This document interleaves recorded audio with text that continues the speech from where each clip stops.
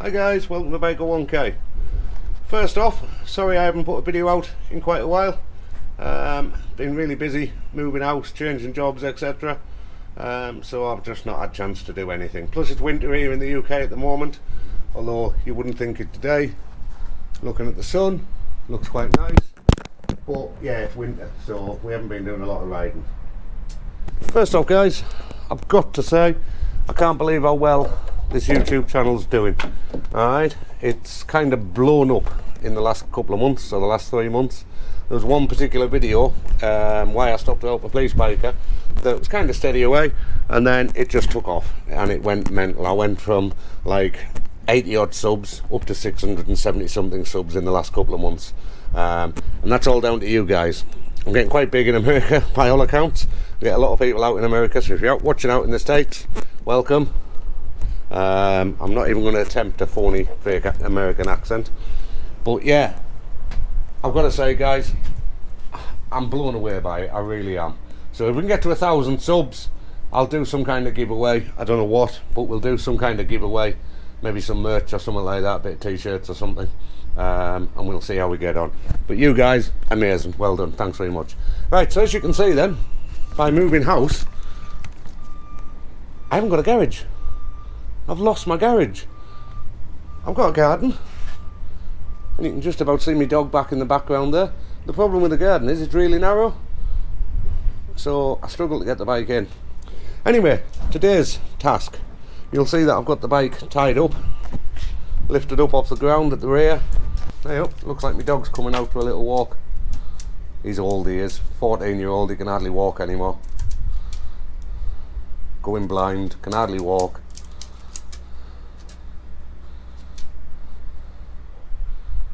Come on then, come and lie down.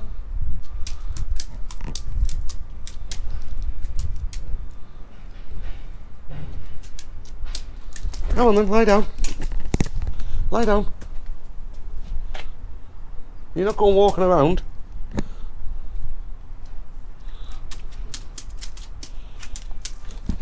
Anyway, while the dog walks about. So in the UK guys, we have a thing called an MOT. It's a yearly vehicle inspection for all cars, bikes, trucks, buses, etc, etc.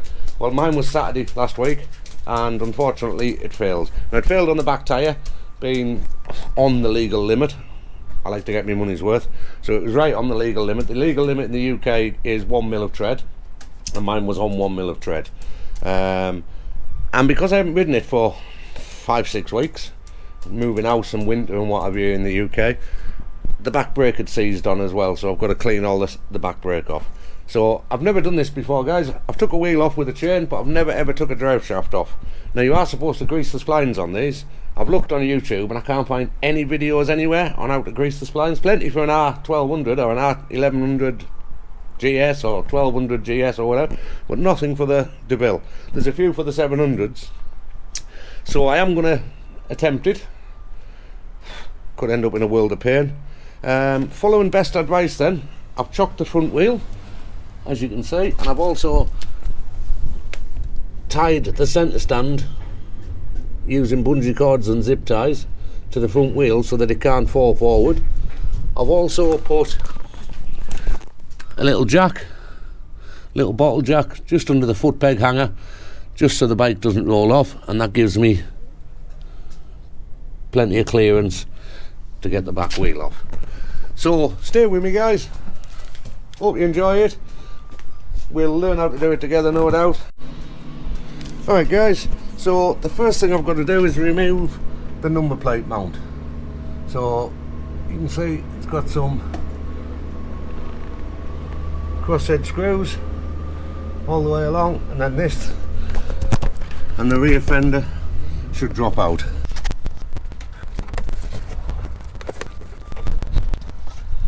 So it's just a case of Phillips crosshead screwdriver, whatever you want to call it. They shouldn't be over tight guys, they're only screws, they only hold the trim panel in. You don't have to remove the rear light, anything like that. You should have 6 of them I believe, maybe 8, there might be 2 underneath. Yep, so there must be some underneath. There is 2 underneath, 1 under there, look, see? So you just got to kind of bend it out like that, and then it just lifts away. Alright then guys, so we look down there, we can see the axle belt, and up here we've got the caliper, so that has to come off, the axle bolt has to come off.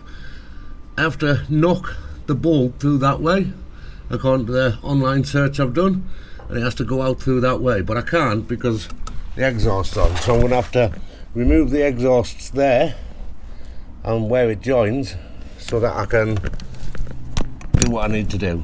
Now, your exhaust might be different, especially if you've got the original Motard exhaust of Honda. You may well get away with not releasing the clamps. However, you won't find many 21-year-old bikes with the original exhausts. The only problem with having the garage, not having the garage, is I haven't got all my tools close to hand. I have to keep walking back into the shed. Trying to support the weight with your leg.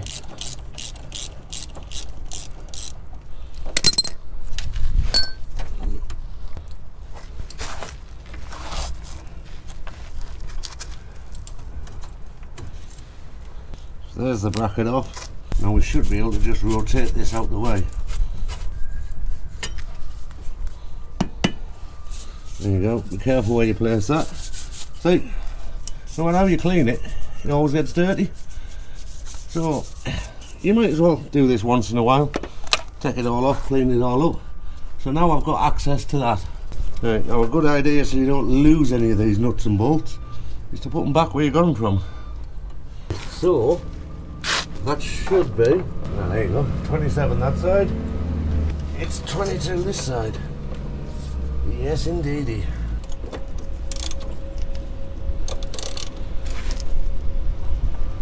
Whoa, that's tight. Alright guys, sorry about the noise. We've got a road sweeper going past now. Making fucking shitloads of noise. Sorry about the sweeper going past if you can hear any noise. Alright, so now I'm just undoing the caliper bolts. I've got the stub axle. I've got that loose, and there's two 14mm, well, they're actually not 14mm, the front one is 14mm, but the back one isn't, it's 12mm or something. Well, anyway, so I'm just going to undo these. I'm not sure how this caliper comes off. Oh, I've also undone the little pinch bolt there, look, as well, you can see that. I've left it in, I've just undone it. Front bolt, if you look at it on the bike, it's a bit tricky to get to, so probably just as well I took the exhaust off because it'd have been right in the way.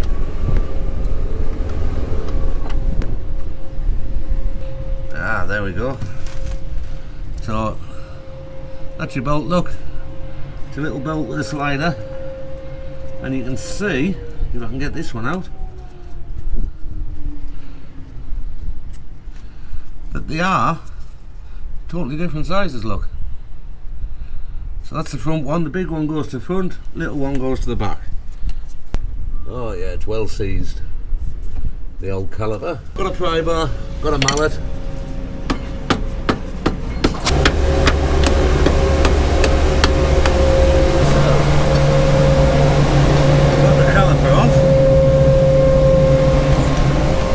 I'm so sorry about the noise, guys. So I've got the caliper loose, and you can see the pads swinging free now. Now I don't want to leave that hanging on that hose. So there's the caliper off, and you can see it needs a damn good service, look. See the piston inside there. Don't think it's been done for a while, has it? But hey ho. So we'll tie this up somewhere. I'll just rest that on there for now while I get some bungees. Alright guys, we've got a little issue here. This little bolt here that holds the caliper mounting plate on is stuck. proper seized solid. Everything else is loose. I've took the caliper off, that's hung up with a bungee cord so that the brake hose has got a nice bend in it, it's not kinked or nothing. So all we've got to do is get that off, and then we can take this caliper bolt, this axle bolt off, and that wheel should just drop down and pull away. We still have to get it off the drive shaft though, and I'm not 100% convinced how you do that. Alright guys, so I've managed to get it out. So in that hole there was that big sucker there. Alright, so to get that out I had to use the old impact gun, and then it was just a case of pulling the axle bolt out, which is yay big, quite nicely oiled up and greased, it's got to be said like. So don't forget you've got a little spacer like so, and that goes inside there, and then you've got your hub carrier which goes on the face of that there, so that face there goes on the face of that there, and that sits over the disc at the top like so. Alright, so you can't really get that wrong. Just remember that spacer must go in that way out.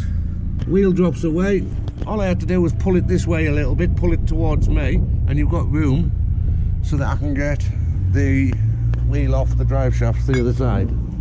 Alright guys, so on the other side we have the wheel, and that just pulls off the drive shaft there, and you look at the splines look reasonable. Alright, now you do get a bit of play in this, and that is supposed to be perfectly normal, I believe. You have got some like little cush rubbers in the back, can replace them if it's too excessive, but they do say that that's perfectly normal. So not bad, fairly easy to take it out, to be honest.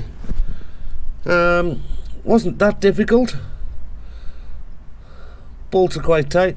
I still have to take the drive shaft off here, and that means undoing all these bolts here, these two and two on the other side, to be able to pull the drive shaft away and disengage it from the top of the swing arm. Looking at it now, you can see how dirty it actually is inside here, so it's good yearly maintenance, I think, guys.